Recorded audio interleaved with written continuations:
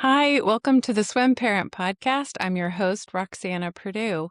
Today, we're talking about photography, which I'm so excited about. I've been a photographer for a couple of decades now, doing weddings, portraits, events, corporate headshots, but I've never done sports photography.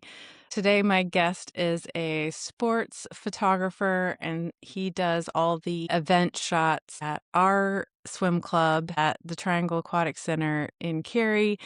And I hired him to take photos of my daughter before I even got to know him. But now we've become friends and we work together on several projects. And I just can't say enough good things about Paul and his work. And the awesome photos he's taken for our family. So let me introduce you to Paul Morea. He's a North Carolina-based sports and event photographer and the owner of PM Photo LLC. His work covers youth, high school, college, and professional sports, plus a wide range of community and athletic events. He's also a swim parent, so he's very familiar with early mornings, loud pool decks, and why the moments before and after the race matter just as much as the finish. That perspective drives his focus on real emotion, effort, and telling the whole story and not just the highlight. I'm really excited for you to hear him talk about some of his process and the behind the scenes and all the thought and planning that goes into getting a great shot. One more thing before I start the interview. This is a great episode for you to watch on video. It's great to listen. I still appreciate people listening to this, but this is a good one to watch on video because Paul and I will be looking at and talking about some of the photo examples that he's got. It's helpful if you can see. There's a couple times I try to describe the image to the listener, but I didn't do that the whole way through. So if you get a chance, watch the video or at least some of the clips on Instagram and Facebook. But you can see the full episode on video on YouTube and on Spotify. Please enjoy my interview today with Paul Morea.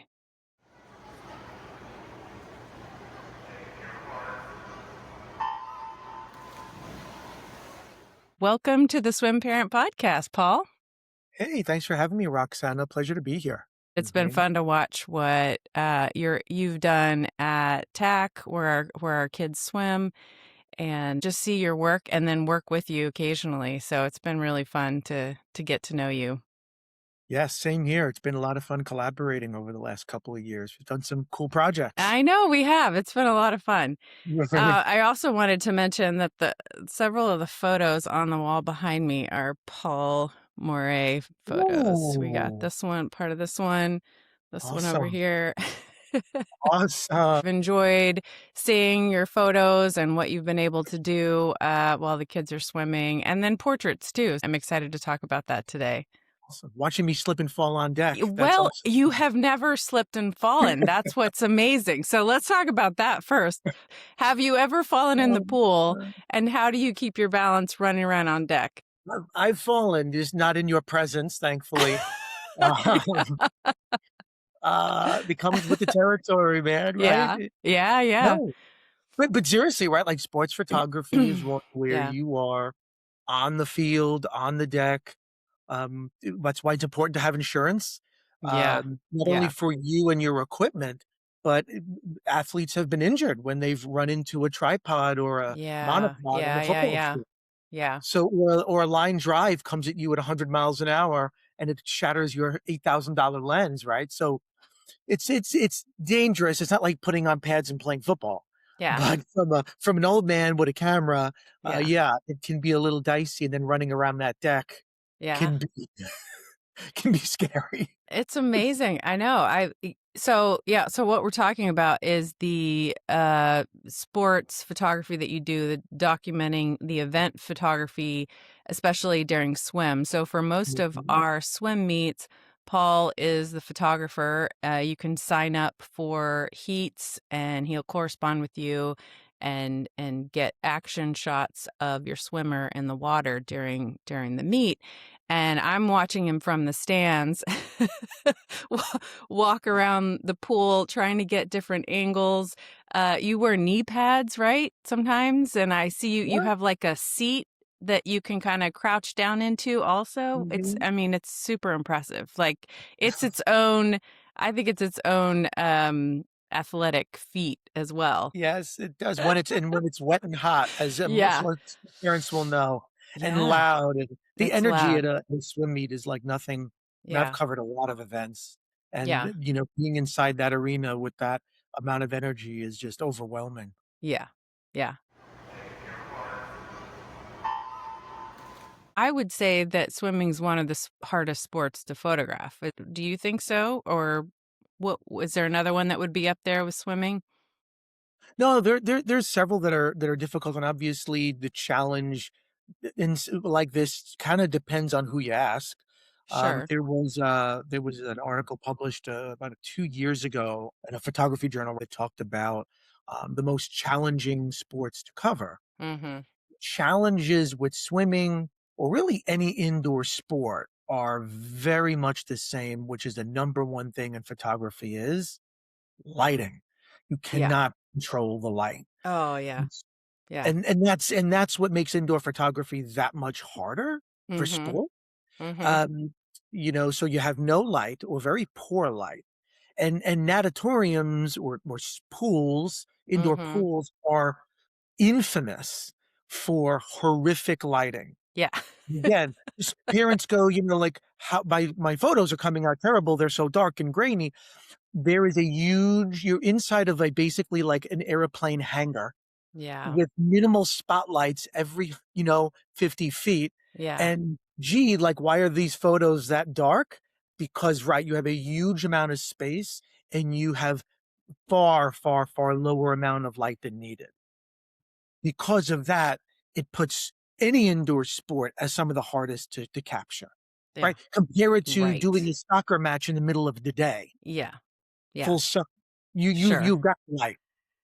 So Yeah. that's one of the things, and then with swimming, what this article found that swimming and gymnastics are Mhm. probably the 2. Okay. Volleyball is up there. Volleyball is almost impossible, not only for the light, but for how condensed so many people are all the Yeah. time, but trying to Mhm. shot that's unobstructed. I, of course, would side with the group of people that say that swim photography is one of the, if not the hardest, in large part because your subject disappears for much of the event. Yeah. By disappearing, they're under the water. Right. So not Yes. only is it horrible lighting, it's incredibly fast, and I love shooting the young ones. The 12 and unders are my favorite because Oh. they're Yeah. slower, Yeah. and their You've got more technique is time. and their technique isn't great, so they're out of the water Yeah, constantly. yeah. So they're Yeah. like great subjects.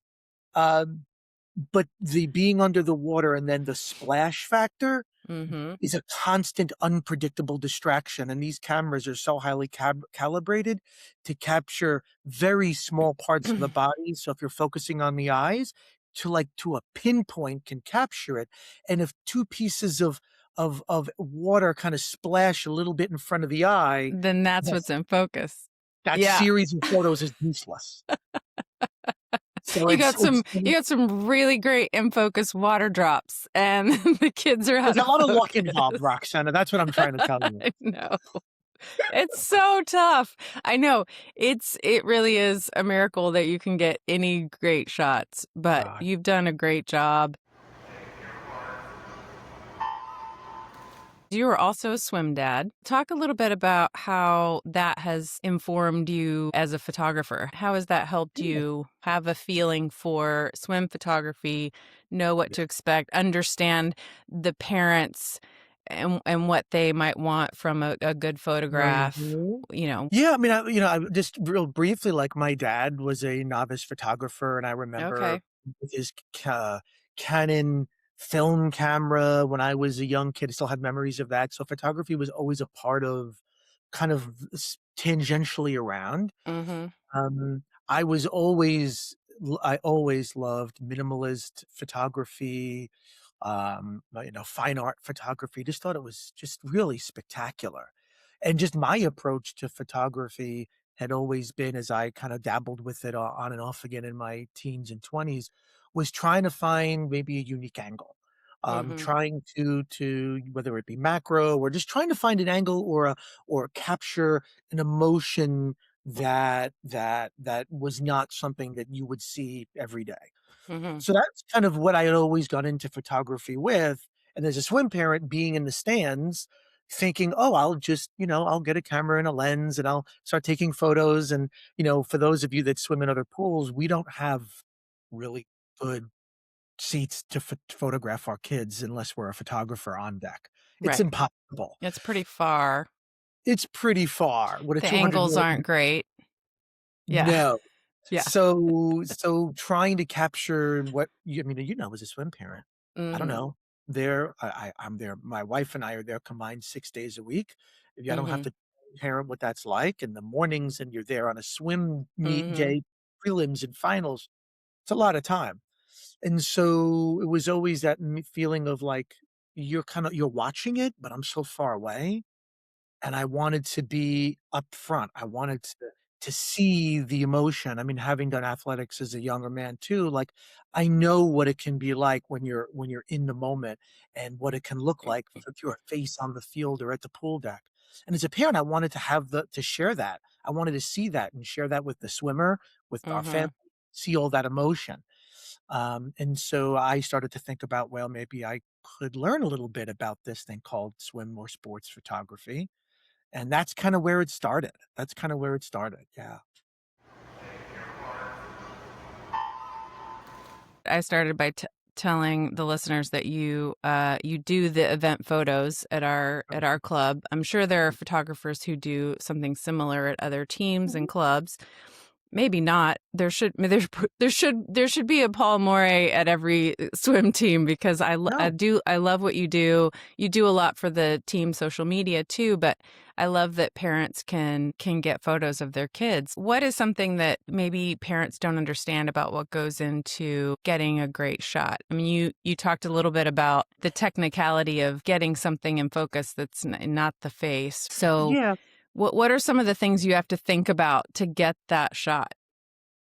Yeah, no, there's are great questions, and then there's, like, general sports photography, Yeah. and then there's, like, specific to swim. One of the things to think about is you're just battling the elements. Mhm. Your kids might tell you what it's like to be on deck if you've ever timed, or Mhm. if you're a judge, you know how hot, wet, loud, crowded that deck can be. Yes. And to stay organized in a place that is just constantly changing, whether it be the heat numbers, the racers, the swimmers, um, 2 races going on simultaneously. You have to be well organized, and that's something Mhm. I over the course of the years. Mhm. You have to be able to be prepared with the right equipment, and we talk a little bit about, like, waterproof equipment, water shield, Mhm. which is very expensive. So, have being able to invest in equipment that can deal with the elements, Yeah. and then the equipment that can take the kinds of photos that are needing to be taken, which is extremely fast autofocuses, the Yeah. ability to manage really poor light situations Yeah. and still produce a high quality image from a technical standpoint. Mhm. Investing in the equipment, being able to just physically withstand the environment, Mhm. and then at the end of the day, the other part of it is knowing the game. You have to you have to be knowledgeable about the workings of a meet, and I'm gonna be honest, as a swim parent, I've been doing it for years. I really didn't understand the organization of a swim meet until I started photographing it. Yeah. Because with parents, you have to reserve the way I do it at least. Right. I don't shoot spec, meaning I don't go down and shoot every rate. I mean, I could shoot it. Exactly. Just say, post it up and say, "If you like this photo, buy it." That would Mhm. just it's too disorganized for me. Mhm. My obsessive compulsive fits very well into photography because it forces me to, like, okay, how many races are in this heat? How many heats are there? What are the lanes that each heat is going to have? And where is the positioning of each swimmer that's signed up? And what lane are they going to be in? Because depending upon the order of the races and the races that I have assigned to me and Mhm. the lanes that they're in, then I have to know the specific race it is. For example, if I'm shooting the breaststroke, I know, right? I This is know. like, I call it like this is how we make the sausage, right? I Like, know. be careful what you ask me It because it's is a like, lot. Well, if I have an IM versus a breaststroke versus a Mhm. freestyle, and I have a if people are really wanting to learn more about this, if they're interested, I have a bit of a beginning blog that I do on my Oh, webpage perfect. from Yeah. pmphoto.net. That's my webpage, and people can go there and look a little bit about how to organize swim photos. Mhm. Because each stroke, whether you're a novice, whether you're shooting it on your iPhone, there's some basic things that parents can do to get a much better picture that don't require a lot of investment, but just help you to position yourself to have the greatest chance of getting the best possible pictures. What's some advice that you have for parents trying to get the best picture, say with just their iPhone or more of a simple point and shoot type camera? Yeah. What's your advice?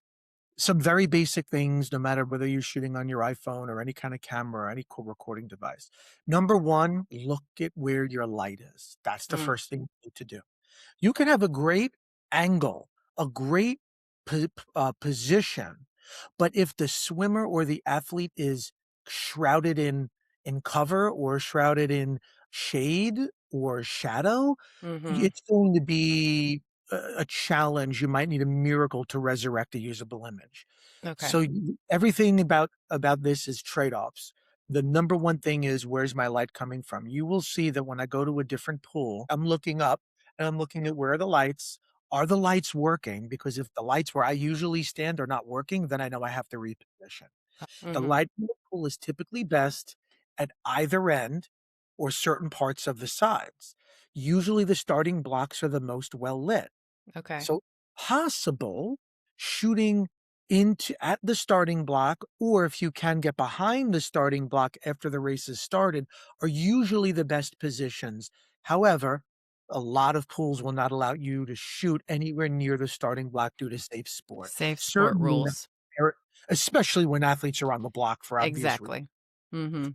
Tech allows me to do is once they've jumped in, then I'm just taking photos like if I was any other part of the pool. Yeah. Mhm. So get where the lighting is best. That's the Mhm. first. Then Mhm. the second rule is in any sports photography, with few exceptions, is get low. The lower you are, the more unique the image. If you look at some of the photos that I've taken when I first started to my photos more recently, you see that I slowly get lower and lower and lower, which gives the angle as if the parent is in the pool. In the pool. Yes, I love that. I love That's the that. goal. That's the Mhm. goal. So Mhm. get low. Of course, an athlete who you wanna look as almost godlike or powerful or Mhm. then getting low is gonna allow them to take over the environment, which is, again, for most athletes, wanna look like they're powerful, their intensity, that's what you're looking for. Mhm. Those are the 2 things, get low, great lighting, and the third thing is fill the frame. You don't Mm. wanna take That's a good photos. one. That's the big one too. That's a You good don't one. wanna take a photo of a swimmer or an athlete 200 yards away and then be like, "Oh, I'm just gonna crop it." When you do that for people again, I'm gonna talk to people who don't do photography. If you're taking a photo with your iPhone and your swimmer is at the other end of the pool and you start taking photos, you're gonna find that when you crop in, they're not nearly as in focus as you thought they were, and focus is everything. Yeah.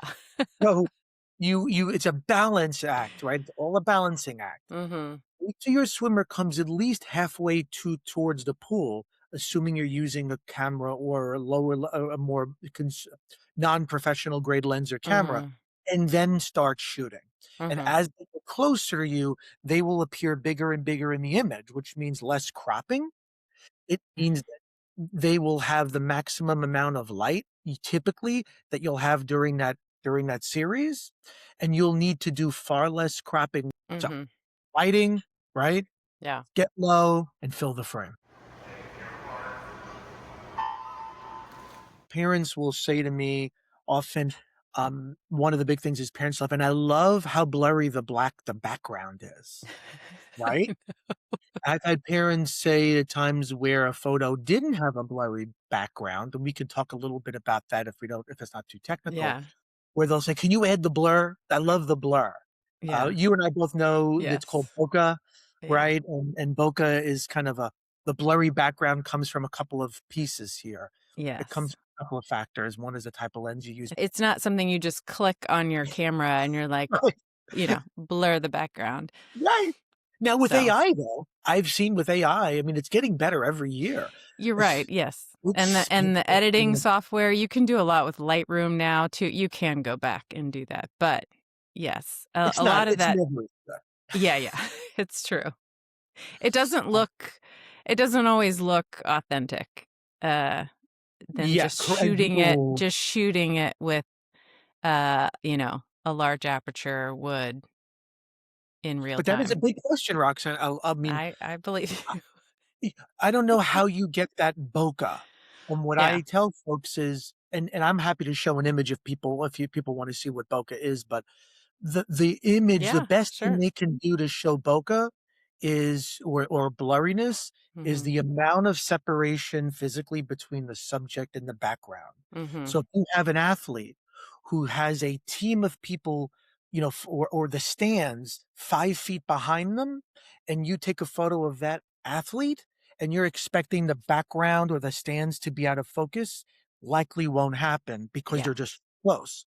But if Right. you take the athlete and put them 25, 10, 20, 30 yards in Mhm. front of the stands, and the further they get from the background, the more the background will be out of focus. Yes. Yeah. So that's one thing to think about for, Yeah. again, for families that are asking or people that want to know how to do that. While you're pulling that up, let me ask you really quick about shutter speed, because that's something that if people don't have a professional camera, if they don't have control over that, or they don't have a lens that will let in, maximum amount of light, or they can't bump up the ISO. I'm mentioning all these technical things for people who know photography. There are many ways that you can try to capture movement in a lower light setting, but you do need a camera with these settings. So the limitations are there with something like Correct. a camera phone for catching movement in low light. So can you talk a little bit about Yeah. that? The iPhones do have like a high speed that if you hold the button down, it'll be like, brrr, it'll take those. That's a kind of the only setting I know for the iPhone. But for people that are not iPhone users and they might have like I'm thinking like a Canon, like an EOS Rebel, Mhm. kind of a more entry level camera. A lot of people will use sport mode on the camera or athlete mode or motion mode. Those are fine. I think that and those will work often if you're doing well-lit venues. So if I'm Mhm. a parent, I lent a friend, a parent, my Canon 7D, which is kind of a prosumer halfway between consumer and professional. It Mhm. well, they could use the shutter priority and go out and do lacrosse photos because it's very well lit. I'm speaking very specifically to things like swimming, where the environment is just too harsh, that the camera's brain is not smart enough to know how to compensate for the three things that are most important in photography, which will be ISO, or how sensitive your camera is to light. The second thing is shutter speed, how quickly your shutter will open and close, Mhm. ease motion, and your aperture, which is how big or how small the hole in the back of the lens is to let the amount of light in. And the only those three things do in unison is to control the amount of light in your camera at the end of the day. And all you're Mhm. doing is trading off one for the other. When Mhm. I go into tech and I take a photo, or someone comes, and I've had people intern with me where they want to learn photography and sports photography. What I tell them is, I don't care what kind of camera you have to know those three settings, which means shooting in the big M manual. That's scary Mhm. to, but that's how you're going to learn. And that's really what you need to do to shoot in a really Yeah. challenging environment. When you ask me what are my settings, it's really a challenge to do a photo in a pool and a sports photo much slower than 1/800th of a second. That's kind of the low end. Right. Yeah, and that's 1/800th of a fast. second. That's fast, That's fast. but compare it to with, you're still going to get motion blur at 1/800th of a second. When you have the faster the athlete, the faster or the faster the game, the faster your camera's going to have to be. So Mhm. if I'm shooting 12 and unders, I can sometimes even maybe go down to 1/600th, usually still around 1/800th of a second. If I'm Okay. shooting teenagers or adults swimming, yeah, I'm gonna have to be 1,000th of a second if I wanna have a better chance. Wow. So that's the shutter priority, and then what's gonna happen is because you're going that fast Mhm. and your shutter is opening and closing, you're cutting off light, which means your ISO, which tells your camera how sensitive to be. The old days ISO film, if you guys remember, that Mhm. with the different sensitivities of film camera. And so a very high ISO number, you know, 2,000, 3,000, 6,000, that lets a lot more. It picks up all the low light that's in the area to try to fill that frame up to balance out the composure, the light composure of your photo. So your ISO has to be really high. And it depends on your camera how high your ISO is. My ISO goes up to, on my camera, 12,800, sometimes it's 24,000, which is incredibly high. Mhm. And then your Yeah. aperture for sports, for some folks, that's the A on your camera. You want Mhm. that to the lowest number possible, the lowest number possible. So that could be a 4.0 for a real good sports lens. That's a 2.8. But the Mhm. lower number is the bigger the hole. The Mhm. higher the number, the smaller the hole. And the Yeah. bigger the hole in the back of the camera, the more light that's being lent in. Yeah. That's very technical, but that's a quick explanation of settings. No, that's perfect. And that helps explain why if you can't bump up the ISO on your camera, but you're trying to get something that's going quickly, a lot of times it's just not there. You just can't get, there's not enough light to capture something so quickly if your camera doesn't have all of those settings. So it makes it a lot harder. The top question I get from parents that also are kind of novice or middle intermediate photographers is, how come I've done all the settings and they still come out bad? And I go, "Well, why by bad, what do you mean?" And they'll talk about it's a lot of it is technique and practice, like Mhm. anything else, you just gotta put the work in. Mhm. I tell folks that at the end of one session, in a swim session, so from 9 in the morning till about 12 or 1, I Okay. take about 10,000 photos. In a given race, in a 100 to 200, I have typically between 500 to 600 photos Oh my gosh. of one athlete. One kid, yes. 400 to 500, I have about 700 photos of one athlete. Now, that's my style. Mhm. I take a lot of photos because I don't wanna not miss the moment, and we can talk about what captures a good moment.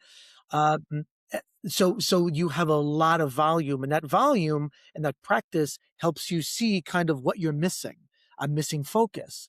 Are my settings off? They're too light, they're too dark. Is the shutter speed too slow? So many factors. Is my body positioning bad? Is it a Mhm. swimmer technique thing that I'm not able to capture? Because the other part of it is, and I know I I can talk about this all day, like, is everybody's breaststroke is different. Yes. Everybody's is different, and you have 200 Yes. people, sometimes 100 meters or yards to figure out their breathing pattern to make sure you don't miss it. Mhm. Anyway. No, it's so true, and that I would love to hear more about which events are harder to photograph than others. Are there some that you Oh, find easier than yeah. others? So you just Swim nailed. events, specifically swim Yes. events, yeah. The space, this is my 50 free face. Hate it. I don't shoot it anymore. It's the worst ever. Any I mean, because 50. it's over like that. So the freestyle, um okay, let's start. So as a parent, if you're ordering photos or if you're a photographer taking photos, this would be helpful information. Yeah. If you Yeah. want the most possible photos delivered as a Mhm. parent or as a photographer, the most keepers, generally the breaststroke is your choice. Mm. Why? Because the head is coming out of the water on every stroke. Mhm. You just you just have more fruit to pick. Yeah. It's what it is. It's Yeah. what it is. Mhm. Backstroke, your head is out of the water the whole time other than Mhm. turn. So Mhm. again, you got the most fruit to pick on the backstroke and on the breaststroke. So you're gonna get the highest yield number of photos. Yeah, like a 200, that's a lot of time, right? I mean, I've delivered 200 breast. again, in a 200 breast, I've delivered over 150 photos. Woof. I mean, no kidding. Whereas Yeah. for 200 free, you might get Mhm. 4 Mhm. because there are swimmers who will go from one end of the pool to the other and maybe take 2 breaths. Yeah. Yeah. And one more thing, I can't stand you freestyle people. You don't look at me, and a lot of them only look at They you on they one only pass. they only or they only breathe one side, and if you're not on that side, you You've know, missed it. you've missed their face. So freestyle is super challenging in that way, because sometimes swimmers never look at you. They will Mhm. only look at one side of the pool, and by the time you've figured it out, you've gotta get to the other side of the pool to take the photo. But if they're in lane 7 and you're on the deck and they're not looking at you, you could go to the other side of the pool. But now you're 8 lanes away plus Yeah. whatever, so you've Yeah. now to go compensate for that distance, Yeah. which I don't wanna get technical, but it makes for a lot less, pleasant photos. Mhm. And the butterfly is, I think, the most beautiful stroke to get because of those big wide wings. Mhm. Um, and it's just, to me, is the most graceful, beautiful looking photo. But similar to the freestyle, some folks will do 2 to 3 and then look up quickly and then do to 3 head down because their technique is really good. What makes them Mhm. better swimmers makes them worse models for me. Just saying. Same with the 50 free, right? So the fastest swimmers don't breathe much, if at all, on a 50 freestyle, and Right. that makes a nightmare photography situation for you, but that makes a good swimmer. I mean, That's pretty funny. It's funny look to at think about. this is probably one of my all-time favorite photos. Oh, yeah. I love that. Yep, yep. Sometimes they make funny faces, and as a photographer, you have to be thoughtful about, "Is this the face I wanna put Yeah. out there?" Yeah, You yeah. know? I So mean, and the parents can choose what they right. want, but yeah, no, that's I do think butterfly is pretty cool looking, and I think that's what people who don't know swimming, I think a lot of them assume that that's kind of what you're going to get, but there's so many other strokes too. Yeah. Oh, those are great. Yeah. There's a good example of a great breaststroke out of the water in motion. Mhm. I do find that breaststroke they get a water beard though, right? Yes. Yes, which, can be, and it starts as a full beard and then goes down to this little, it's I love it. I love that. I love that stroke. Yeah, so if you're not watching this and you're just listening, Ah, a lot of the breaststroke shots, there will be this water that drip because their head's coming up out of the water drips directly down from their chin and kind of makes this like water beard, and I've noticed that in some of the photos. But I mean, it's not no one's doing anything wrong. It can't be helped. I just think no, and it adds to the drama, like, it it adds does, to the yeah. it's Yeah. unique. That's the uniqueness part when they're partially Mhm. covered, or there's photos where people have that bubble around them that Mhm. looks like a sheet of glass. They Yes. make some really unique, beautiful photos. Yeah. Do you have any backstroke photos on Yes. hand? Can you see me scrolling my screen, by the Yeah, way? I can. Oh, I'm sorry, I don't mean to do that. That's really annoying, but No, it's not. No, that's good. so capturing that waterfall. Yeah, and I do love that like you were talking about the angle that you've chosen, you're down low. I mean, it literally looks like you're in the lane next to the swimmer catching the Mhm. shot. And I love that you can see the swimmer and out of focus in the background too. It's clear they're mid-race, they're competing. Um, I love those shots. It made me think of another tip for parents who wanna take photos is focus on the eyes. If the eyes Mm, aren't in focus, then the photo, in my opinion, is all I don't keep it. Eyes have to be in focus. And okay. so this is a freestyle shot that Goggles. I mean, you can read arena on this person's goggles. Mhm. This was a very close-up shot with a very long lens, so you're Mhm. able to get that level of clarity.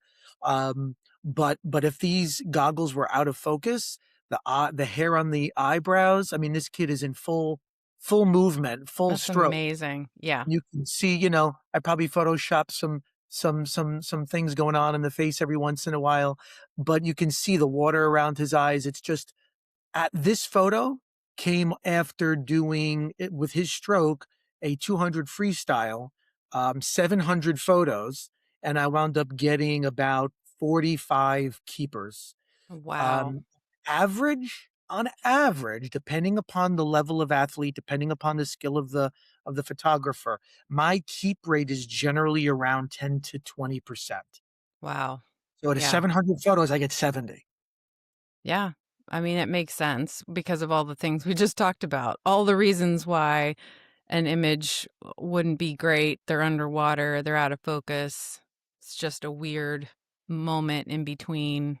Mhm. Um, yeah, so yeah, one of my questions was how do you decide what's a great shot? You've Yeah. answered that a little bit, but maybe you can talk a little bit more about that. The ones that are most in focus, or what are some of the other criteria you use? Yeah, so what I'll do is my process has evolved. You go to the swim meet and you take 700 photos. That can take you hours. The Mhm. first thing I do, my first pass, is I just do high level um, zoom on eyes, and Mm, every photo that does not have the eyes, what's called tack sharp, they're mhm, deleted. It mhm. could be the best composed photo that's ever been composed, but if the eyes and face are out of focus, I don't keep it. Yeah. Unless I'm going for some artistic thing, which Sure. sometimes you do. So you first gotta make sure that your eyes and face are in focus, assuming it's a typical editorial photograph. Mhm. So that's the first thing. Yeah. Then the second thing is, does it capture, the athlete in its entirety? So, does it convey, 1, what they're doing? So if Mhm. it's swimming, can you see what that person is doing? Like, here, I decided to crop it a certain way because I really wanted to focus on the face, but if the photo didn't convey the fact that A, it's swimming, B, their face was half cut off, C, if it was impossible to determine what that person was actually engaged in, then that's not a photo I'm going to use. Thirdly, then becomes, does it express the emotion? And when I say the emotion for the way I capture sports photography, is I either want to capture it at the buildup, Mm, apex, or the release. Those yeah. are the 3 points in an athlete's movement that I try to capture. Yeah. You know, ready to tackle the person, kind of after you've done something and you're exhausted, or at the highest impact, 2 athletes clashing, Mhm. um, that for that butterfly, that moment where he came out of the water. This athlete here, like, is he gonna catch it? Is he not gonna catch it? That's so He's great. he's Yeah. in full stretch. Yep. Like, he's got the look of, just exploded off the block. Mhm. He's come out of the water. He's like ready, full in, ready to, as you can see. Is he coming out? Is he going back in? But he's fully ready to take on what's ever in front. So you could see the emotion on multiple subjects where they're both in non-swimming. Just real quick, is if it's a sport that has a puck or a ball or a flag or whatever you want to call it, the whatchamacallit generally should be in the shot, Mhm. because why is that? That's where the athletes are focusing. When you Mhm. have a subject, the ball is the athletes are the subject, but the ball for them is the subject. By having the subject in the photo, their game is about this thing. Their focus and their intensity is all about that thing. By putting that thing, it gives it context. Yeah. And the closer they are to the subject, meaning the ball, the more intense everybody's going to be. Does that make sense? Yeah. Yeah, it does. Yeah, it helps to tell the full story, right? Exactly. Yeah. So Now there's that's really one. helpful. Yeah, I love those. So if you took away the ball, like, I can't do it well, but that's an interesting photo maybe, but Sure. part of what's going on. It does. Yeah, because you weren't there for the few seconds before and the few seconds after, like a video. So I do feel like that there's the photos need to tell more of the story for the people who weren't there for the whole thing, and that's such a great shot. And you see here, they're popping. People we Mhm. talk about the bokeh or the blurriness. Mhm. That's a factor of the camera, the lens I used, the aperture is really low number, but Mhm. also they were very far from the stands. Yeah. This Yeah. photo here has the exact same settings as this photo here. The shutter speed is a little bit quicker here than here because I had more Mhm. light, meaning here and here, meaning the soccer had a faster shutter speed, but the aperture in both of them was 2.8. But look at this is behind them looks like milky, and it's just Mhm. all this is not manufactured. This is natural out of Yeah, they camera. were they were far away Whereas the from background the here inside background. the stadium, right, these in the gymnastics photo, Mhm. these people were just much closer to Diaz, which is why they're much more in focus. Mhm. Anyway, getting back Such a great shot with her name behind her like that. So great. which I didn't realize until after I took the photo. It was totally Oh, not planned. but again, that's what, you're looking through them later and you're like, "Oh, well, that's what makes a great shot." As I captured that little piece of the story and we're going to include that. We're not going to crop that out.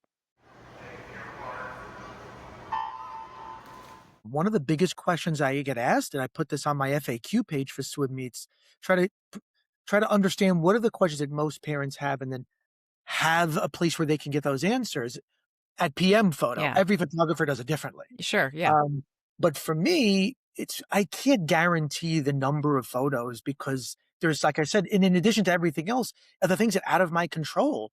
Yeah. I can't tell how many times I've been in the same position and in 2 different races had 200% more photos in one race than the other because in one of the races, their kid was either first or last, so they had a huge lead and no obstruction, and in the Mhm. other race, their kid was middle of the pack and they're splashing everywhere. Yeah. So you just don't know. Mhm. And if I do have a huge volume of photos, kind of I try to find myself somewhere between, like, and I love Cheesecake Factory, by the way. I'm just saying it, but their menu is a little ridiculous. It's just too Yes. many options. It's So overwhelming. so families will go, "Well, I wanna," especially if you wanna print something. If I give Mhm. you out of 700 photos and I find that I can keep 300 of those, I'm gonna cull them down to about 150, and Yeah. depending upon, and that's a high end, probably 70 That's still pictures. way too still a lot. Yeah. But as a parent to figure out of 70 photos, which are the best ones, like you're saying, I try to figure out like a volume component Mhm. and a quality, and to Mhm. give them both of those things that they feel like it met the price point because photography isn't cheap. I mean, Right. a good photographer, is does not come cheap because of the challenges that it takes and the Mhm. price point. And that's the thing is, families that, often they'll say, well, how do you get those photos? It's a huge investment. Like a sports Mhm. in generally is about a $5,000 investment just for the camera. Mhm. The lenses Yeah. start at like 3,000 and go up to $10,000. So Mhm. the equipment needed to take those photos is similar to going to a restaurant and you're paying for the knowledge and you're paying for the equipment or a contractor. It's a highly, highly specialized service that you're asking for. And so the hope is that you're delivering a quality that's commiserate with the price and the experience and all of the investment that you are putting in.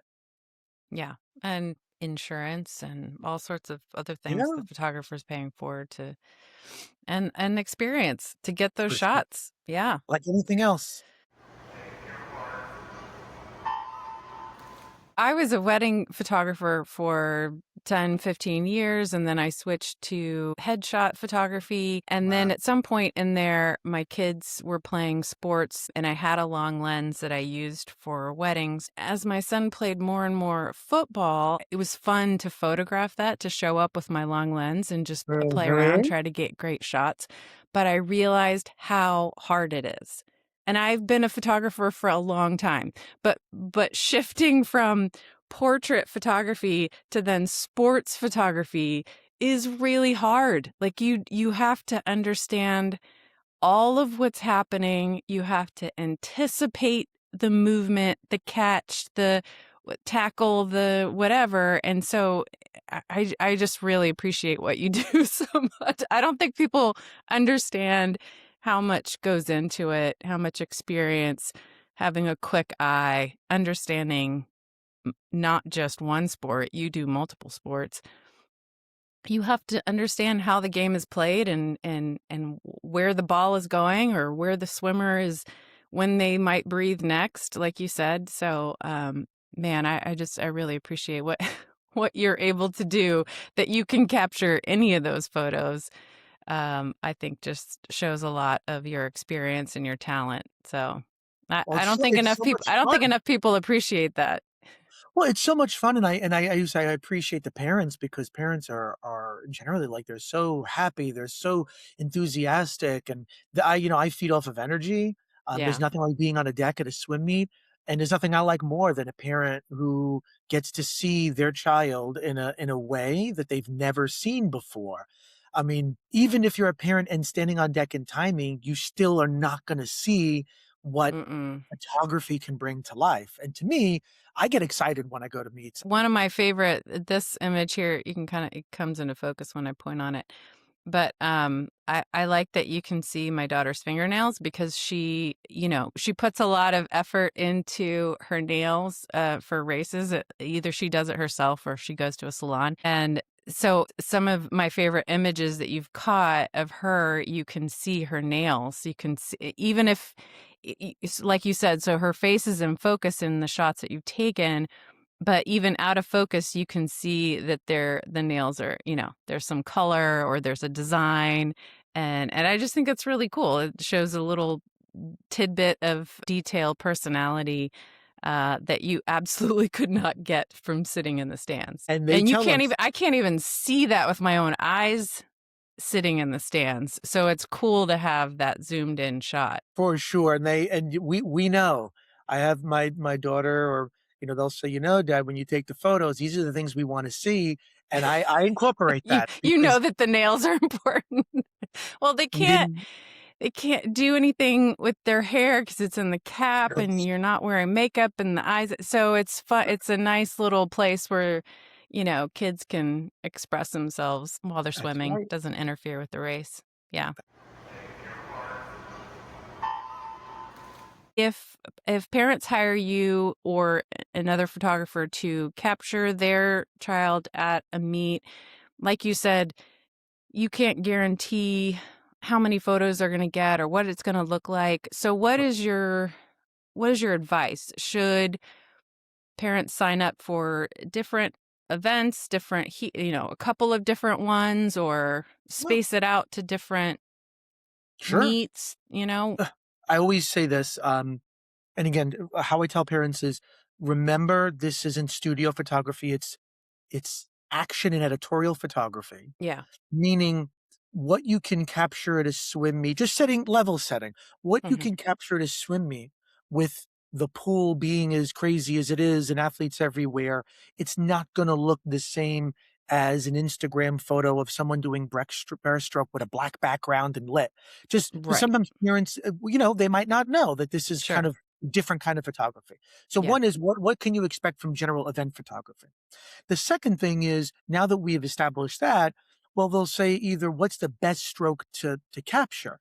I Mhm. always say, well, I would start with what's the event that your swimmer likes the most? Mhm. That's where I would start. But it can't be the 50 free.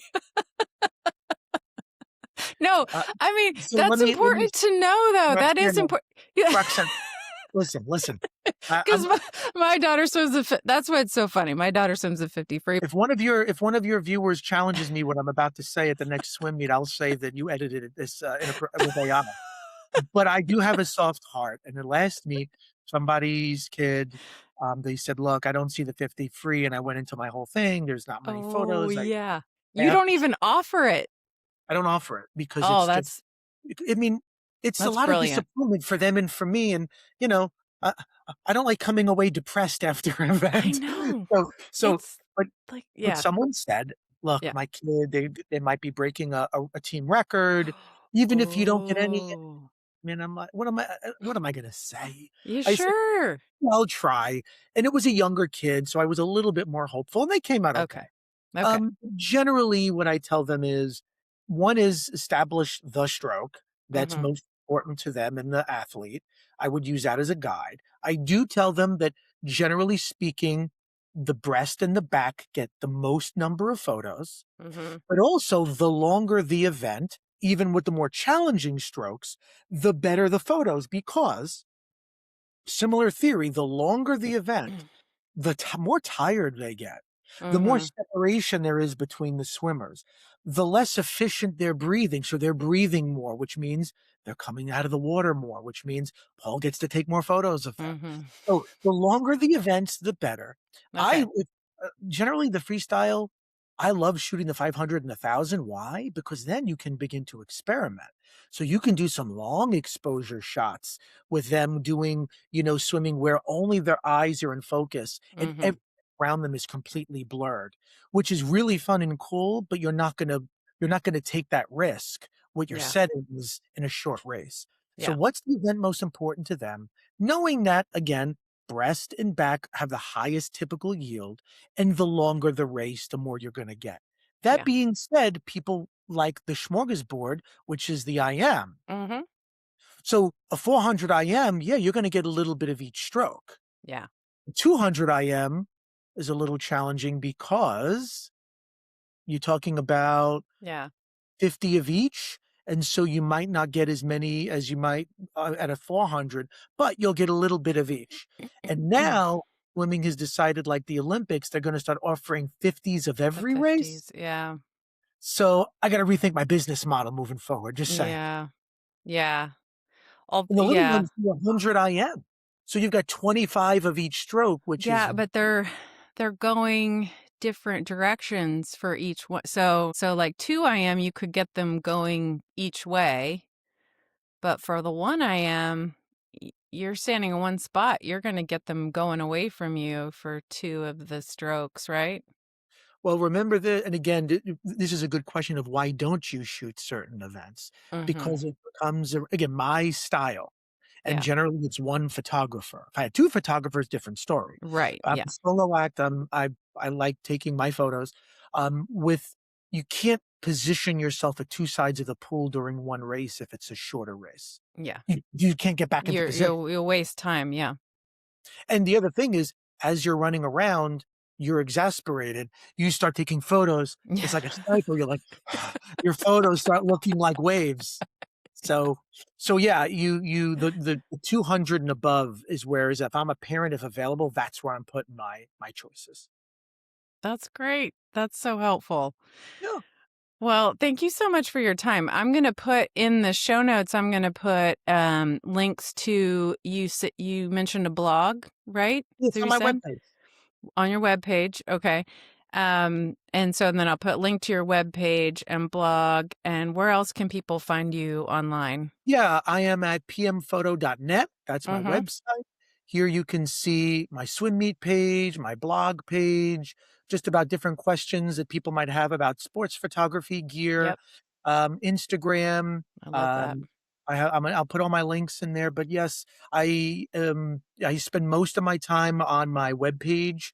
If you ever have questions, I'll often on Facebook on sports photography Mm-hmm. groups, trying to stay active, and people can feel free to reach out. My email is pretty lengthy, so I'll put it in the Yep. comments as well. I'm sure you'll put it in there as Yep. well. Yeah. Yeah. Yeah. We'll reach out, ask questions, and always happy to help folks, guide them along. People did it for me, and I like to pay it back.